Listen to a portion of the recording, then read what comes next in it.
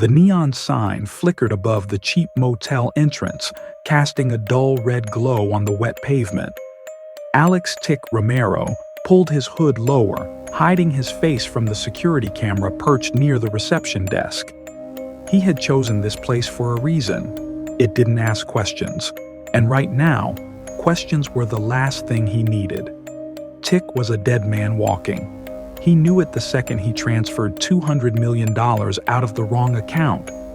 The money had been sitting in a hidden offshore vault belonging to the Los Sombros cartel. It was supposed to be untouchable. Yet, here it was, sitting in dozens of fragmented transactions across multiple cryptocurrency wallets, all under his control, at least for now. He closed the motel room door behind him and exhaled slowly. The laptop on the cheap wooden desk hummed softly as a program ran its final encryption. No one, not the cartel, not the feds, could track the money. But that wasn't the problem. The problem was that they wouldn't care about the money. They'd care about making an example out of the man who took it. His burner phone vibrated on the nightstand. He hesitated before picking it up. "You should be running, Tick," the voice on the other end said. Smooth, calm, like a man who'd already decided how and when he was going to kill him. Ricardo Valdez, the enforcer of Los Sombros. Tick forced a smirk. Running is for people who have something to lose. Silence, then a chuckle. "You always had a death wish." "I had a plan." "Then I hope it's a good one, hermano. Because we're coming." The line went dead. Tick sat back against the headboard, staring at the cracked ceiling. He needed to move, fast. The only way out of this was forward, through the fire, not away from it. He pulled his duffel bag from under the bed and checked the contents. A Glock with 2 extra mags, 3 different passports, a stack of cash, and a USB drive with the only leverage he had left. A knock at the door, too soft to be the cartel. Tick didn't breathe as he moved to the peephole. A woman, late 20s, dark eyes that had seen too much. A scar running from her jawline to her ear. He opened the door just enough to keep the chain on. "Who are you?" She held up a flash drive between 2 fingers. "Your guardian angel. Let me in." Every instinct screamed not to, but instinct had gotten him into this mess. He undid the chain.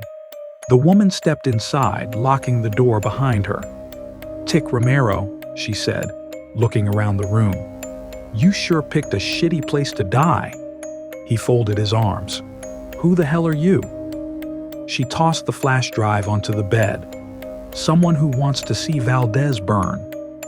Tick glanced at the drive, then back at her. "That's a dangerous hobby. So is stealing cartel money." Fair point. He picked up the drive and plugged it into his laptop. A folder popped up, labeled simply, Valdez. Inside were dozens of video files, phone call recordings, emails, evidence of everything. Drug shipments, murder orders, corrupt politicians on his payroll. Enough to take down not just Valdez, but the entire Los Sombros leadership. Tick looked at her, really looked at her this time. "Where did you get this?" She smiled, but it didn't reach her eyes. "My brother worked for them, until they decided he wasn't useful anymore." Tick understood. The cartel didn't have retirement plans. "Why give this to me?" he asked. "Because you're the only one stupid enough to do something with it." He laughed dryly. "Fair." A car pulled into the parking lot outside, headlights off, black SUV. Tick's stomach twisted. "They're here," he muttered. The woman pulled a pistol from her jacket.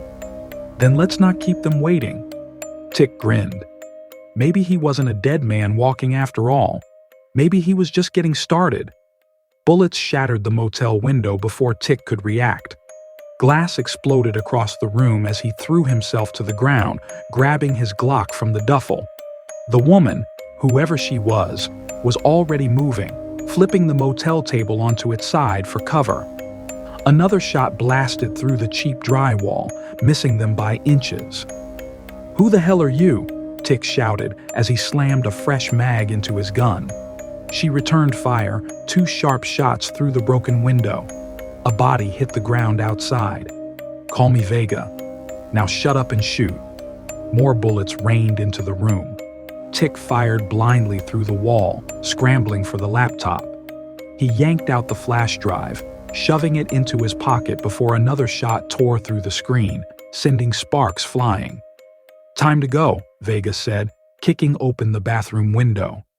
She climbed through first, landing in the alley behind the motel. Tick followed, hitting the ground running as more gunfire erupted behind them.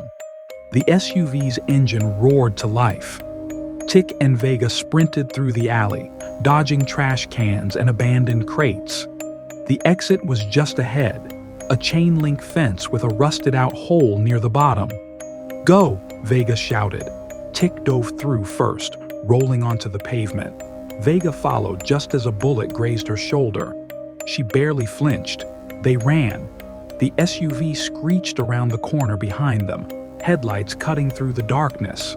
Tick yanked Vega into a side street, heart pounding. A motorcycle was parked by a dumpster, an old model, but it would do. "You know how to ride?" Tick asked. Vega smirked. "Better than you." She jumped on, kick-starting the engine.